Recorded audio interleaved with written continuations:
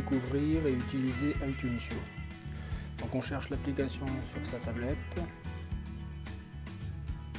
À la première ouverture, il n'y a aucun cours dans notre bibliothèque. Il faut faire plus pour s'inscrire à un cours et saisir le code d'inscription fourni par l'enseignant. La fenêtre suivante vous demande d'accepter les conditions, puis votre cours apparaît dans la bibliothèque.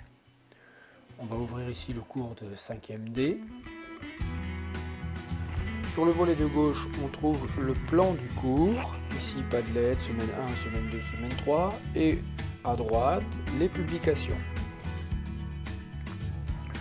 Lorsqu'on clique sur une publication, on voit apparaître le contenu qu'on peut faire défiler pour apprendre son cours ou le réviser ultérieurement. Dans une publication, on trouve des images, des photos, des liens vers des pages internet ou parfois des animations à consulter. En bas d'une publication, on va trouver les devoirs et les travaux à effectuer. Ici, exercice 1 et exercice 2 et 3. Dans l'exercice 1, une image a été ajoutée en pièce jointe pour être complétée. On peut télécharger l'image pour la compléter dans une autre application, mais on peut aussi utiliser les outils d'écriture ou l'outil texte en haut pour compléter l'image. On peut déplacer le texte au bon endroit afin de placer la légende sur l'image. Cliquer à nouveau sur l'outil texte nous permettra d'ajouter une deuxième légende afin de compléter notre schéma. Le bouton enregistrer nous permet de sauvegarder l'image pour la reprendre ultérieurement. Le bouton End In nous permet d'envoyer notre travail au professeur. Il suffit de cliquer sur envoyer pour que le professeur reçoive une notification de votre travail reçu. Vous pouvez également ajouter un message à destination de l'enseignant si vous le souhaitez.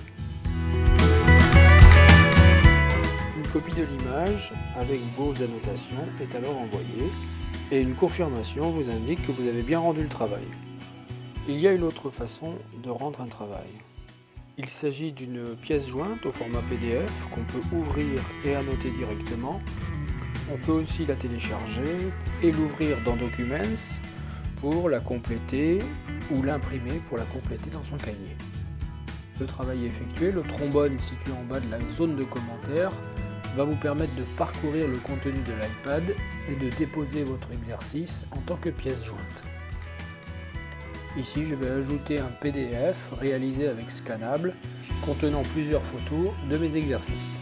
Une fois le fichier sélectionné, une fenêtre s'ouvre pour renvoyer le travail à votre professeur.